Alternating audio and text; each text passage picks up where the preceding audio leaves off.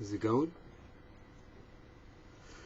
Hey folks, my name is Stuart Diamond, and I live in Gloucester, Massachusetts.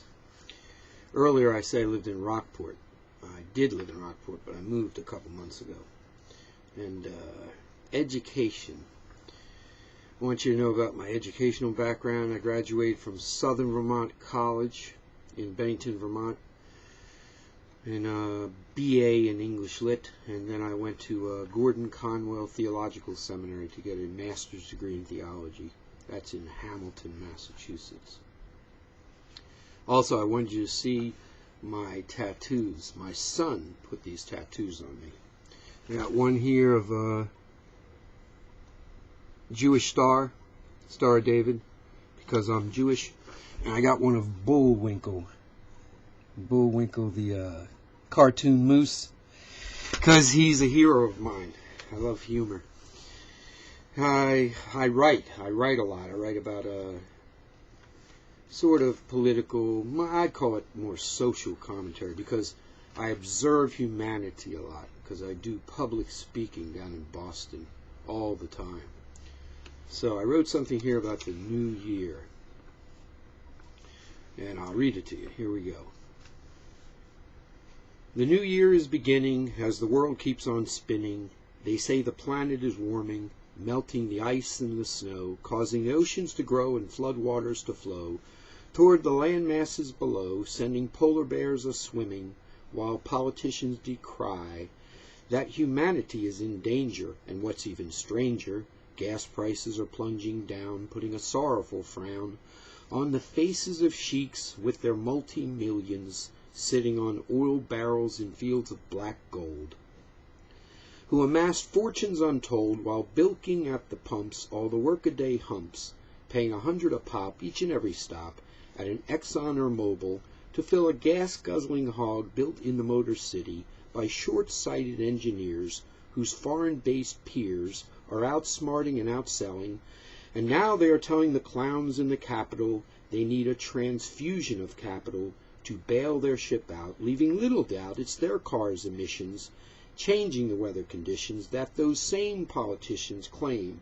is melting the cap. I suspect the hype and the spin is to cover the sin of corporate greed, while the average Trump chump is striving to feed his wife and his kids in an economy on the skids, where a job is hard to find and most are falling behind on their auto and student loans, while Washington throws skimpy financial bones to homeowners getting foreclosed by a bank or institution that has committed prostitution, investing massive money on investments insecure, with motives impure. Now the dogs are at the door, barking and growling, as CEOs are howling, wagging a deceitful tail, begging for a bail from good old boys in their hip pocket, knowing they're going to sock it to Joe and Jill taxpayer. We don't need a soothsayer to predict the near future. It'll take many a suture to sew up this patient who is bleeding legal tender.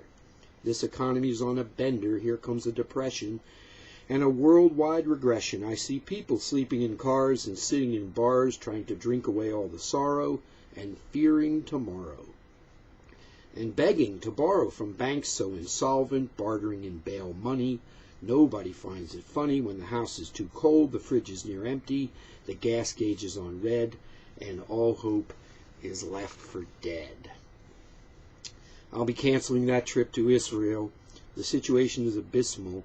The Palestinians and the Jews are making big news, lobbing mortars and missiles back and forth to and fro. As hostilities grow and death tolls they do mount, it is hard to account for humanity's inhumanity and the general insanity when fellow mortals pass through history's portals and seem to learn nothing from a past of bloody sand, fighting over a land that is weary and tired from weapons being fired by warring factions that are mired in revenge. Bloodletting. Where is this getting anybody at all? The situation does appall and stifle all hope as so-called leaders shoot up on rhetorical dope, leaving average citizens to cope with death and destruction and explosive production of a venomous rage that no international intervention can assuage. It's time these idiots turn the page and remember all flesh is weak and begin to strive and to seek to love and forgive and peacefully live in harmony and brotherhood. If only they could, and they would, it'd be very good.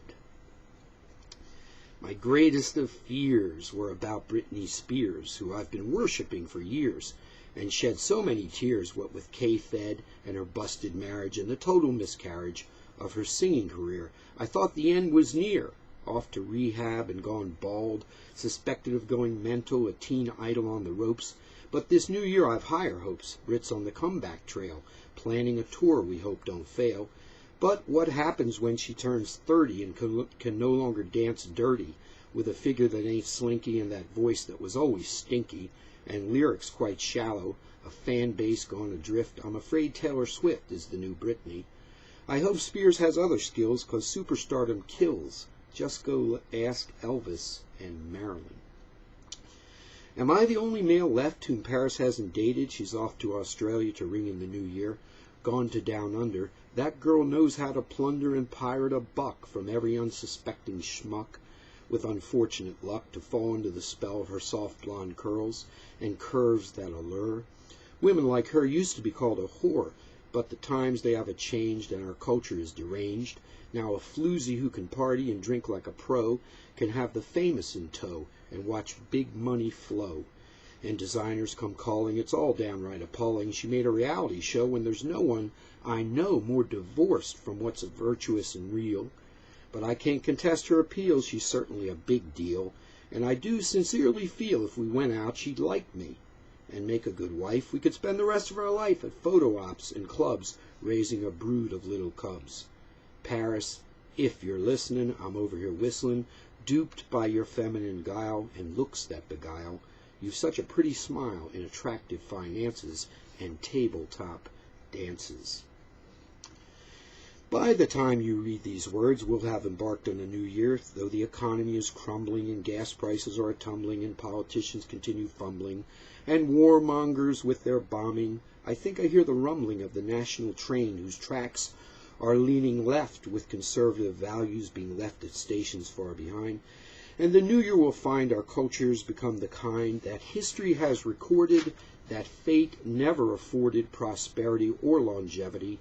You cannot forsake morality and long avoid the reality that the violence and divorce and corruption is of course what you got and what you get when you fondle, pet, and cuddle a moral code resembling a mud puddle, and raise a generation where the family is extinct. Historians with pen and ink will lamentably compose with their elongated prose that America's leaders floundered and failed, while our great nation's government bailed every weasel and corporate clown, while the average hamlet, village, and town and metropolis was sinking down into chaos and oblivion.